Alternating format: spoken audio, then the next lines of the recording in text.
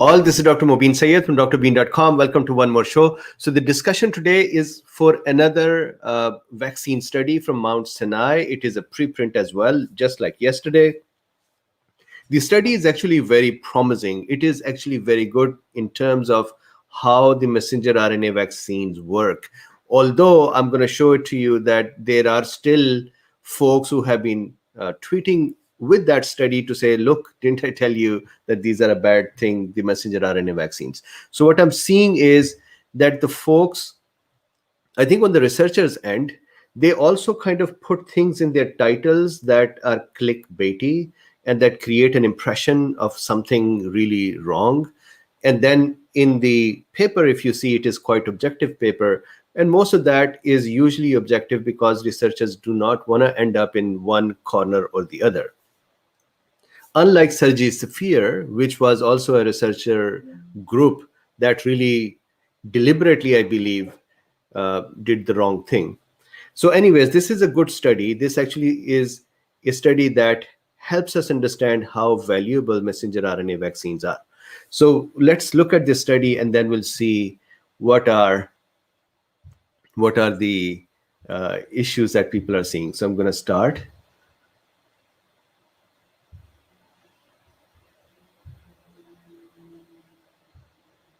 Okay, so here is Drbeen.com. Here is the study itself. This is the link.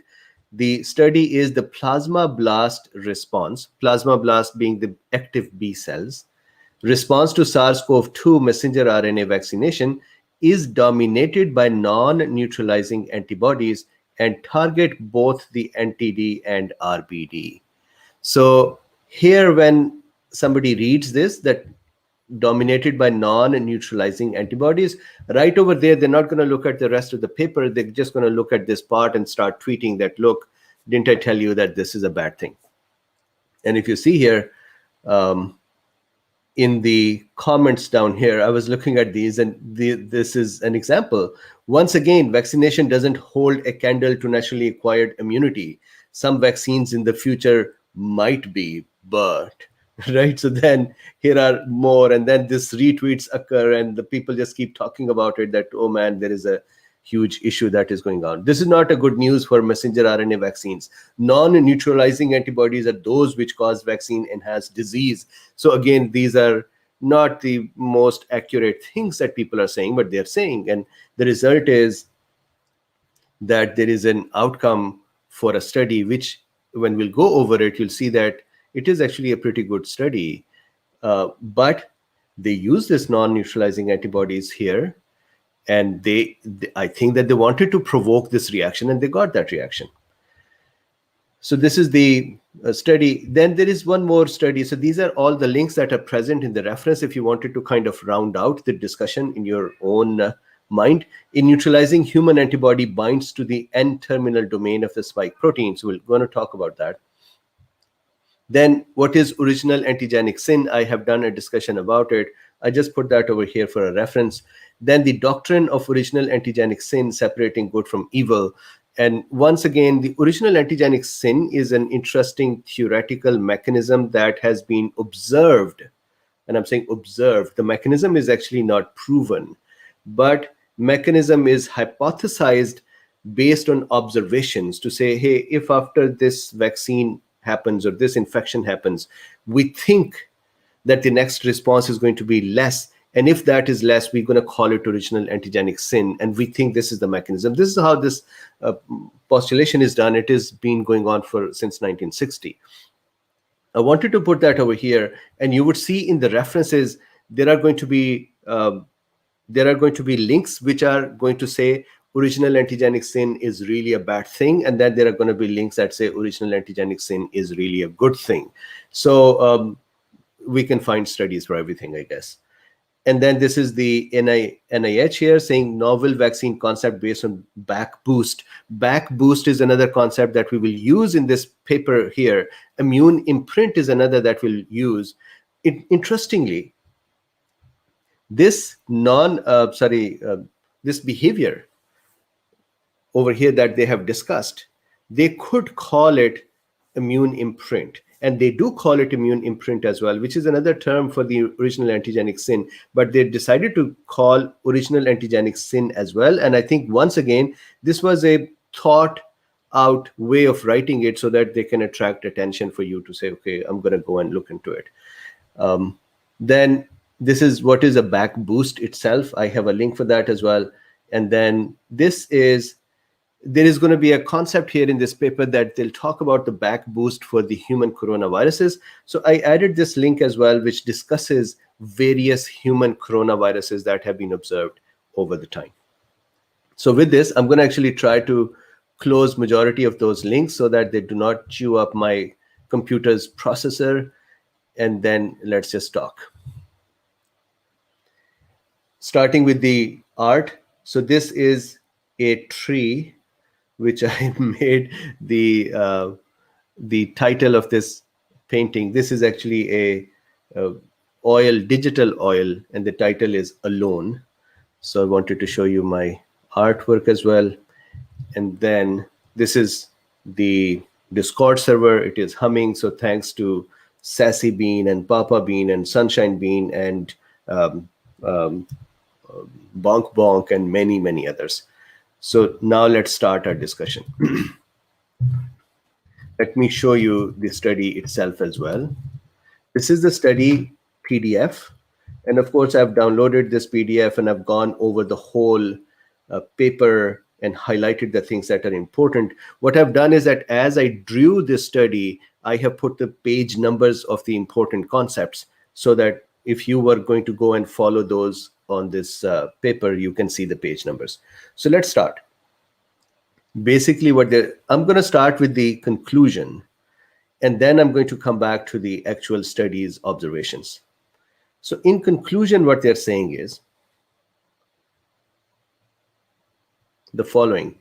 In summary, we demonstrate that the antibody response to SARS-CoV-2 messenger RNA vaccination comprise a large proportion of non-neutralizing antibodies and are co-dominant by NTD and RBD.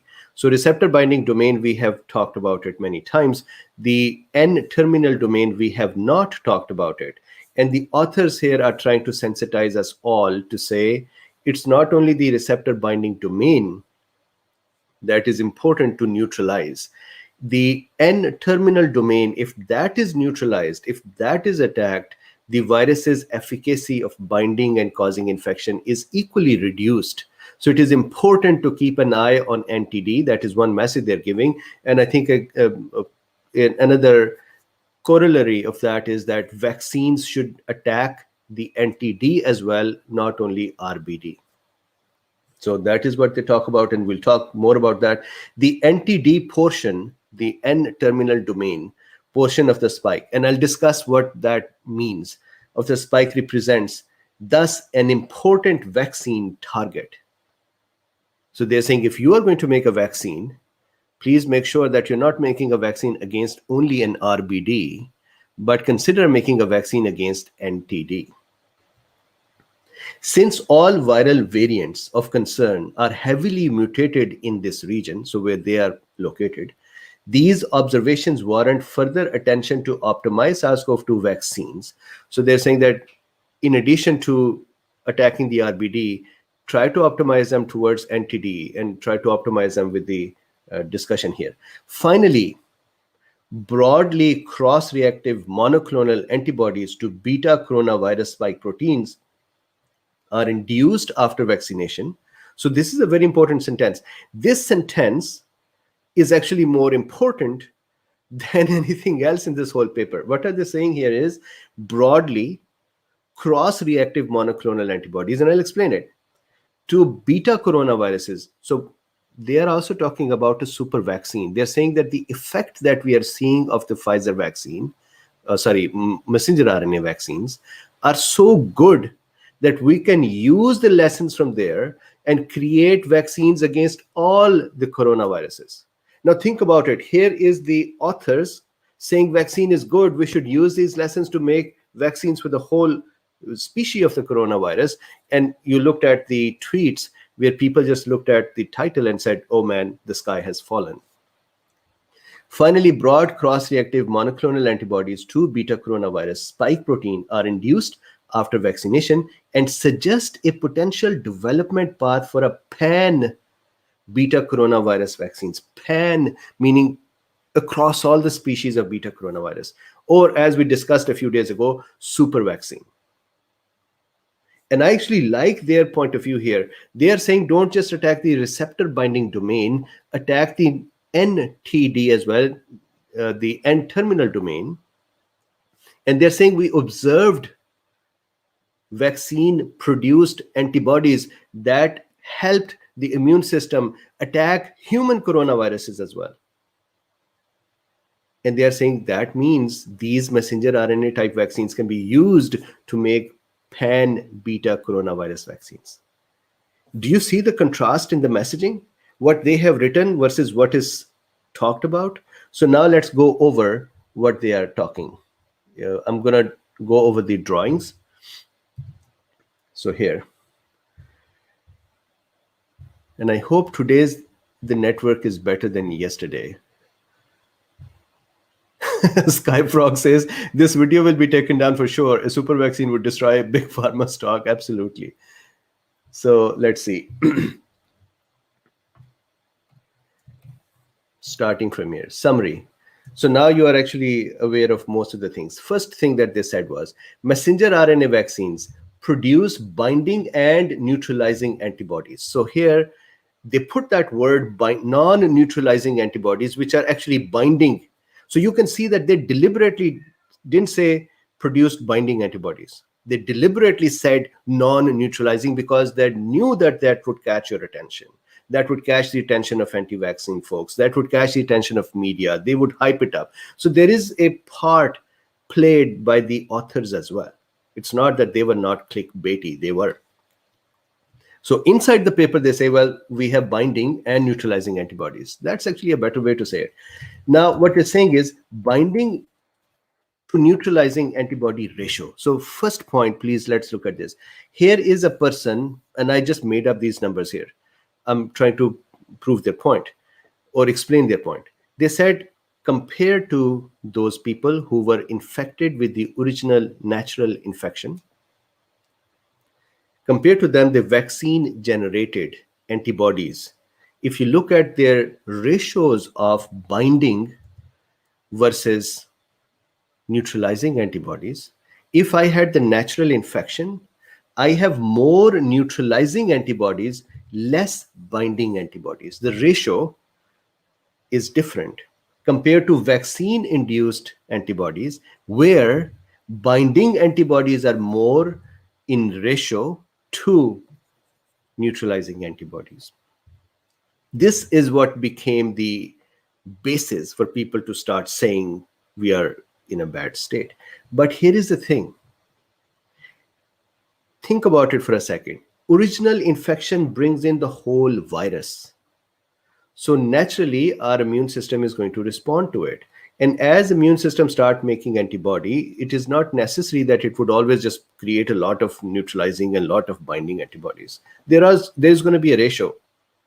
And they acknowledge in their paper that they took the plasma blasts from some people, I think there were 16 people or so, or lesser. And then those plasma blasts were individual plasma cells. So there may have been more plasma cells producing more antibodies as well. So it's not a really good comparison. So that is one they acknowledge. And the second thing they acknowledge that if there is even a single neutralizing antibody, that can be sufficient to stop a virus. So this ratio is really not important from our point of view, the people who are laymen, who are looking at all of this, laymen or lay women, and saying, are we in trouble? It is interesting for vaccine manufacturers, it is interesting for researchers to say, hey, the vaccine produced more binding antibodies. And now let's think about it, why? Vaccine only presented the spike protein. Natural infections present the whole virus. Our body is going to stop when it has found a way to kill the whole virus. So it is going to produce some neutralizing antibodies, and then once it has invented that way of neutralizing it, it would stop. It would not make more antibodies. With the spike protein, it has predominantly just one part, spike protein. And when it is going to make lots of antibodies against spike protein, not all antibodies are going to be against the receptor binding domain.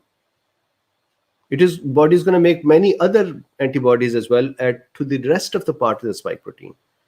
So what if there is a ratio that is more towards the remaining parts of the spike protein?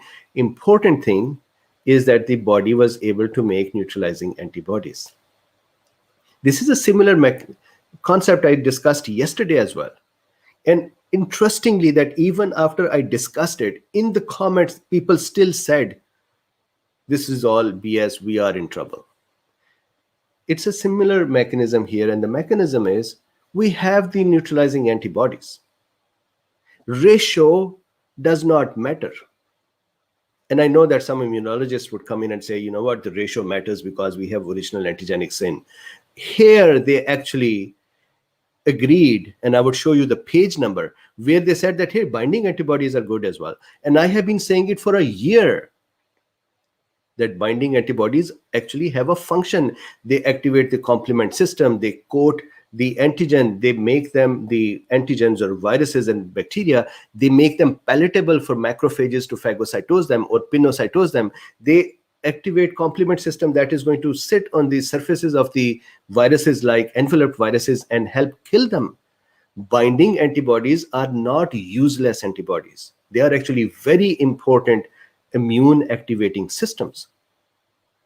So this is one point that they made, and I hope that we have clarity on this point. Next point, polyclonal antibody response.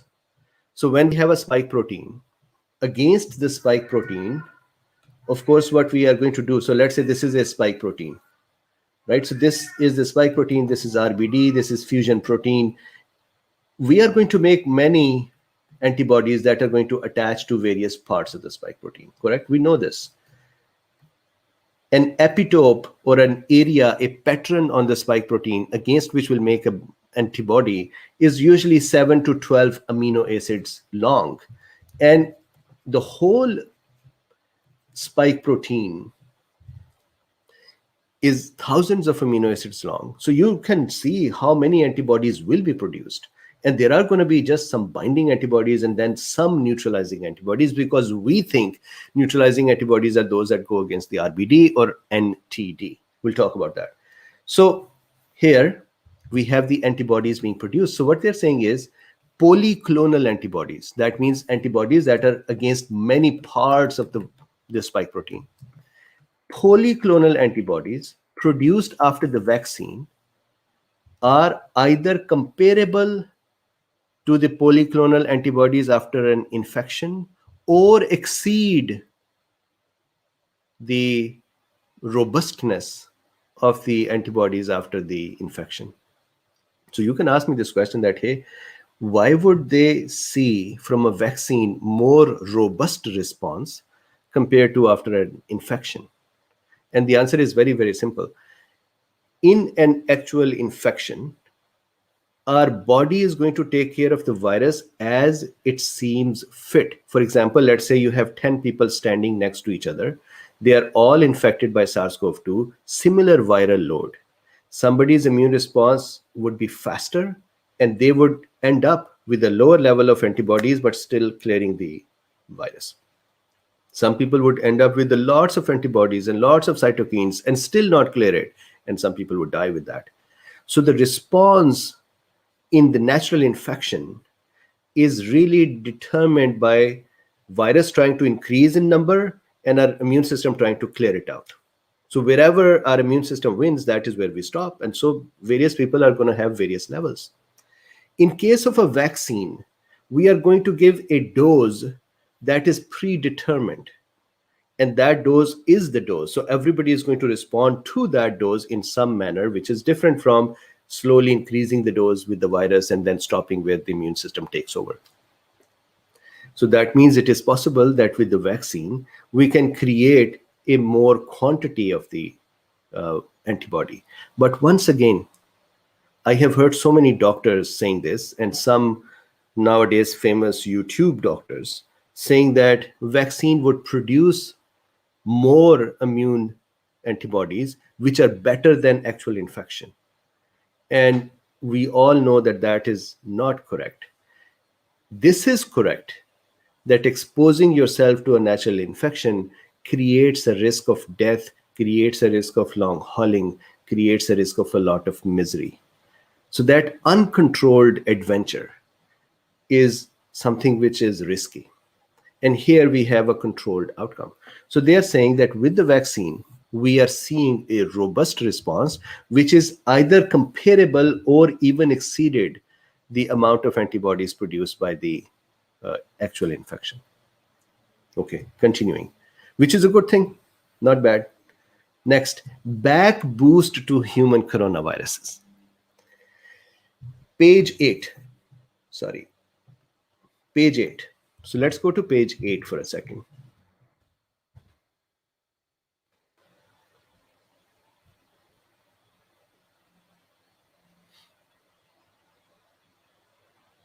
Page 8. So here,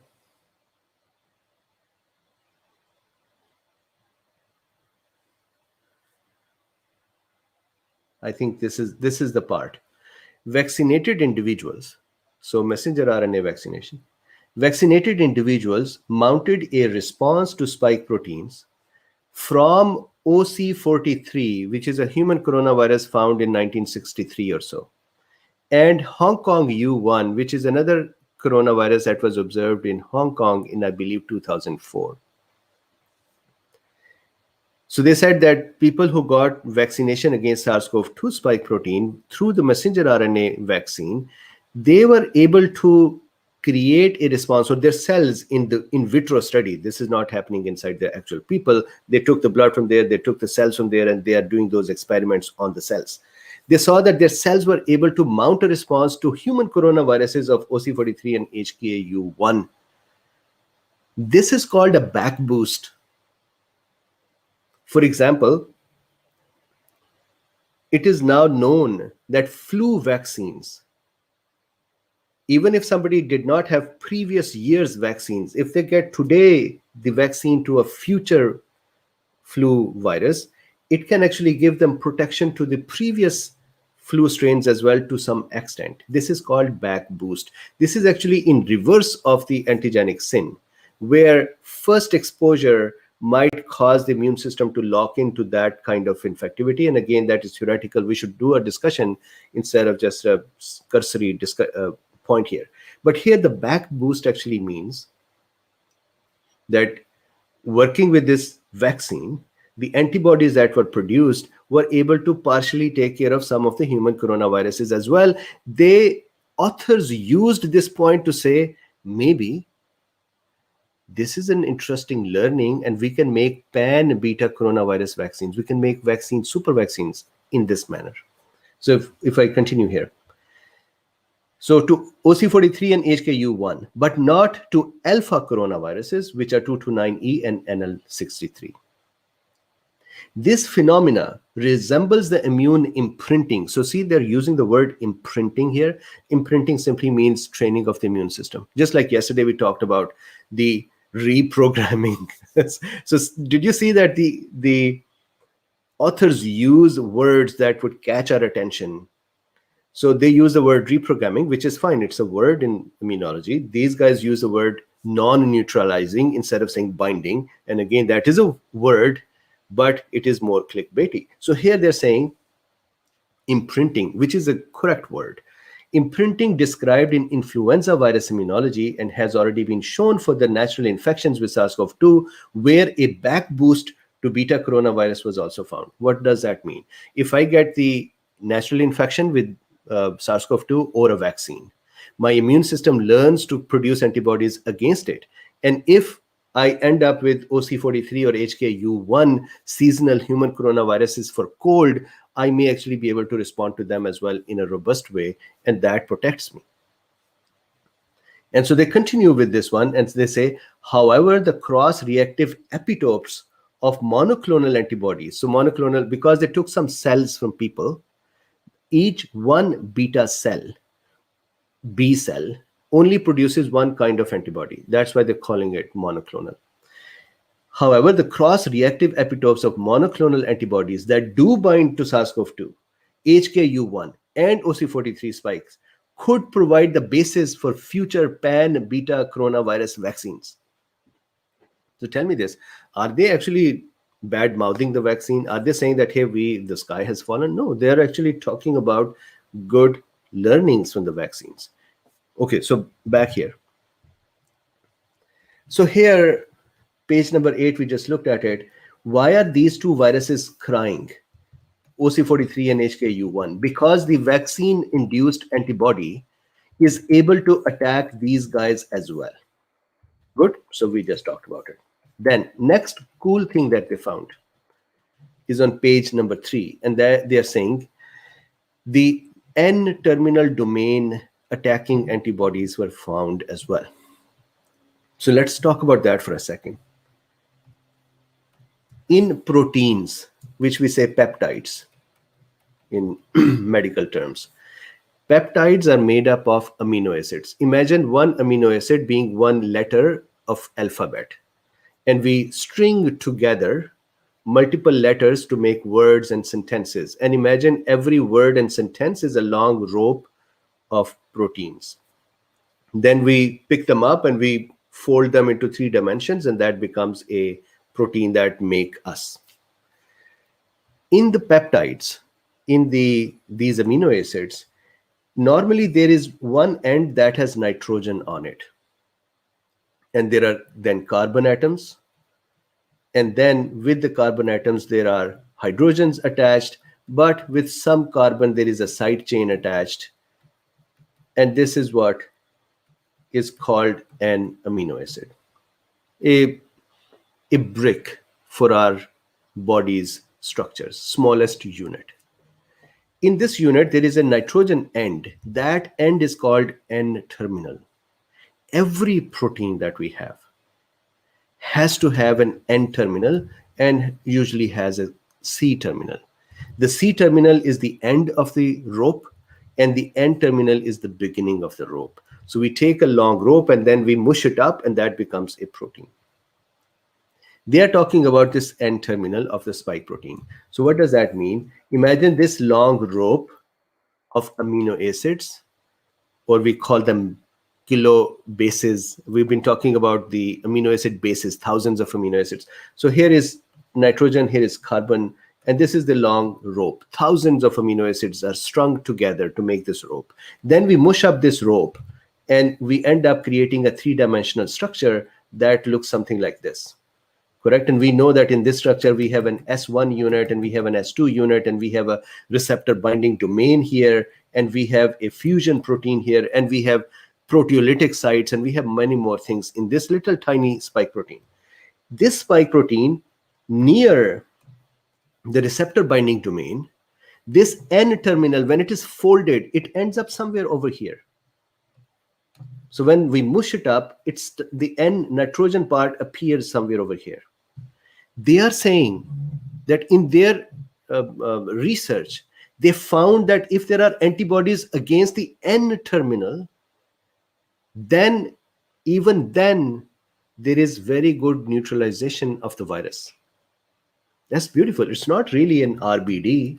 It's not interfering mechanically to connect with the receptor ACE2.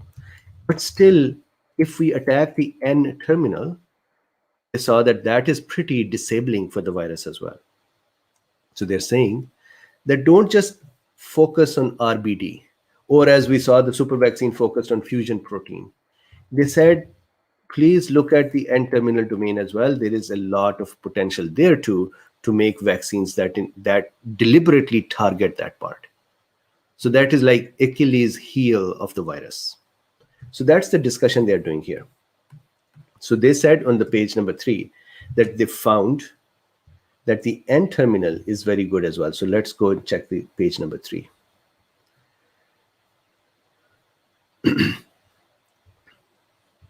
Page 3. So look at this.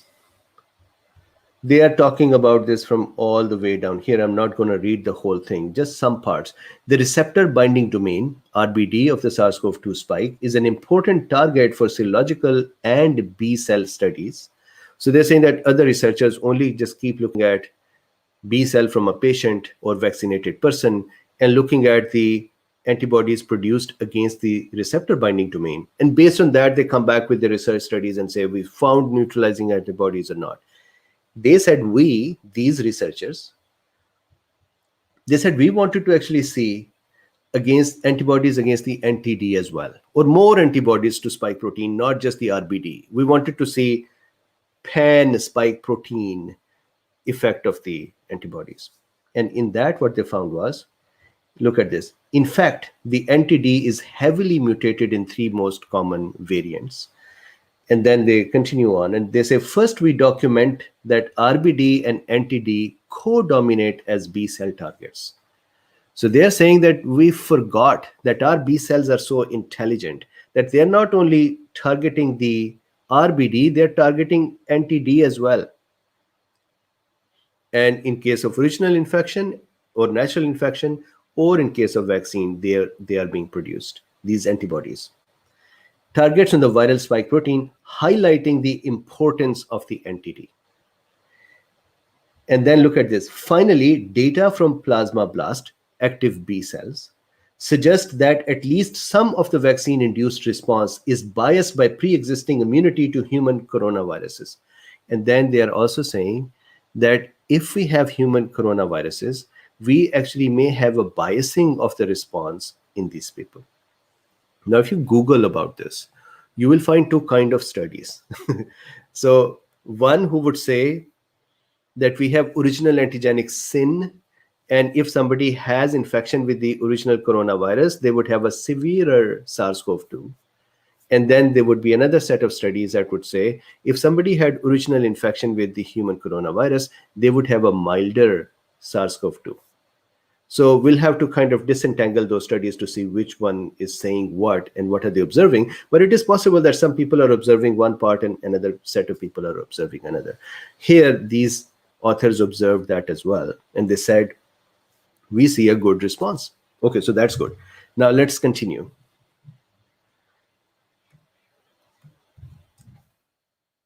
Another cool finding is on page 9. What are they saying? They're saying RBD antibody. This is a very important point. An RBD antibody can defeat an RBD mutation. What does that mean? They're saying, let's say this is the RBD part, receptor binding domain. And there is so much hoopla that here receptor binding domain is getting mutations. There are variants that are being produced, which are causing increased affinity to the ACE2, which causes the variant to become more effective in getting into a cell and cause infection and come out and then get into the next cell and cause infection and so on. So the question is, will the vaccine become ineffective because the virus is just becoming sharper? And they said, look, even if you have one neutralizing antibody or antibody against receptor binding domain, that antibody can create a mechanical interference and defeat the mutations that are happening. What does that mean further? What that means is that if you have 6 antibodies against RBD, 1, 2, 3, 4, 5, 6. Out of those 6, 3 or 4 got useless because the virus developed little mutations there. You still have 2 to 3 antibodies that are neutralizing, and that would still interfere with the virus, and that would still stall the virus. So efficacy is not going to go away unless there is a wholesale change. And that is what I've been talking about for a year as well. So page 9.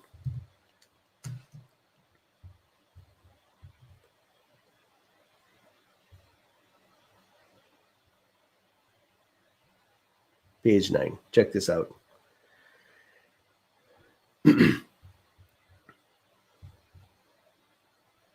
This increase, so they said we did a competition of a spike, mutated spike, with antibodies generated by vaccine and ACE2 enzyme.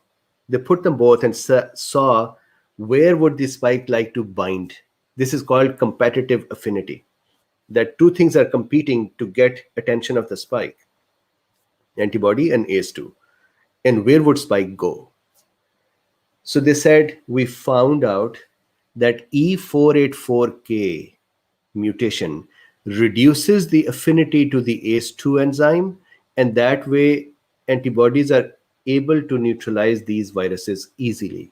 So E484K mutation is an example of a bad mutation for the virus because it stalls its affinity. On the other hand, N501Y mutation is a mutation where the virus spike protein competitively prefers ACE2 instead of the antibody. So they said when these are combined, there are actually combinations which are slowing down the virus, and there are combinations that are increasing the speed of the virus. And they give those examples here. Check this out. Recently, B117 variant strain carrying E484K in addition to N501Y have been isolated in the UK, providing evidence for the hypothesis that N501Y enables acquisition of mutation in the RBD that may be detrimental to receptor binding. Less studies tell us those things to say, hey, there can be mutations that would actually reduce the virus's capability. I have been talking about it, that whenever the virus would mutate, it would mutate, maybe becoming more fit, less fit, or just be like the original one. So here they're giving an example of less fit virus. And they're saying, interestingly, when 501Y mutation occurs, then that virus has a propensity of having 484 mutation as well, which makes it actually little less capable. Interestingly, binding of convalescent sera to the N501Y RBD was also increased, suggesting that changes that increase affinity for the receptor may also increase affinity for the set of antibodies. So this is a very important point. What they're saying is that if a mutation like 501Y increases the virus's capability to bind more strongly with the ACE2, it is also increasing their affinity, unfortunately, for the virus to bind more strongly with the antibody as well.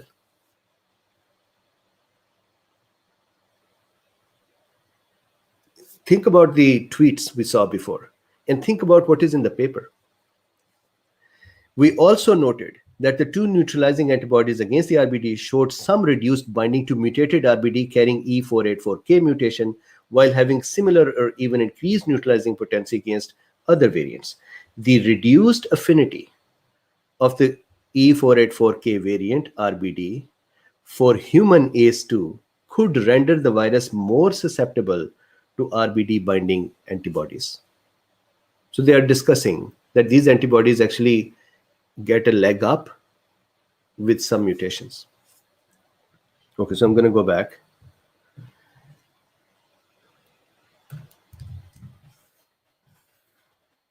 So then they talk about on page 10, the non-neutralizing antibodies or binding antibodies. So in their paper, in their title, they put the word non-neutralizing antibodies. So we would go in and say, man, we're dead.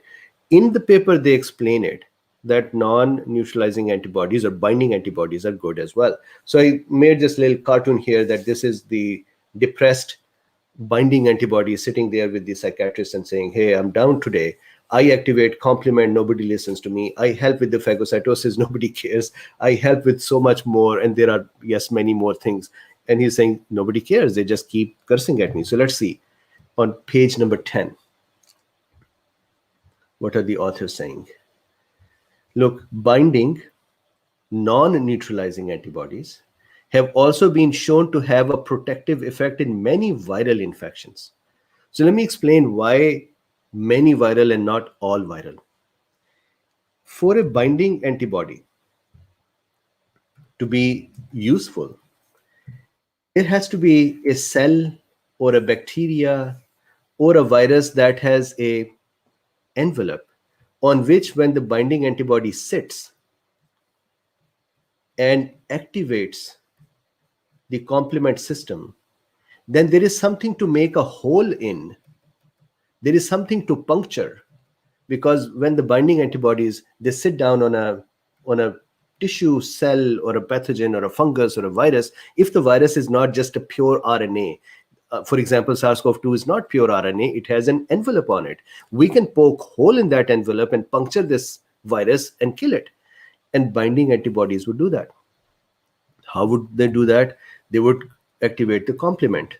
Complement would make, complement proteins are produced by liver. They are part of the innate arm, and they would make a hole in the surface on which they settle. So wherever the binding antibody would go, like a marking, that area would be destroyed. And if that is a virus would be destroyed. Plus, whenever we have a binding antibody, any antibody sitting on any tissue or cell or virus or pathogen, that would make them yummy, and phagocytes would come and eat this up. So they activate complement, they improve phagocytosis. Then once they activate the complement, they create a complement protein called C3b. And the C3b also improves the phagocytosis and clearance. Plus, they activate the inflammatory system, so local fight would occur. So binding antibodies are not useless. They are actually very, very important. And that is what they talk about that over here. Binding non-neutralizing antibodies have also been shown to have a protective effect of many viral infections. And then they've given the studies here, and may be a factor in the substantial residual, check this out, and may be a factor in substantial residual protection seen in the Johnson & Johnson and Novavax vaccine trials against South African variant. Contrast this to the title, where they said non-neutralizing antibodies and the world went crazy, to what they're actually talking about. And then we have seen this summary before. So I hope that, I hope there was not much network issues. Secondly, I hope that this study's review made sense. I do not see anywhere here that the authors said that there is a problem. They actually looked at this. Why authors continue to look at messenger RNA vaccines? Because these are new vaccines. And they're trying to figure out what is the behavior of the vaccine with us. And that is the results they're bringing to us. So let's do this. If you have any questions about this one or just general, let's talk in the chit chat, so that this, still it is a 42 minutes long video. So I'm going to stop here. Please like, subscribe, and share. If you would not like to do anything, then just like it. And if you don't want to even like it, then be that way. And then in addition, if you would like to support this work, there are 3 links in the description. One is for PayPal. One is, if you don't want to use PayPal, you can buy me coffees. And one is to become a patron. Thank you very much for listening and being here. And I would speak with you once again in 5 minutes.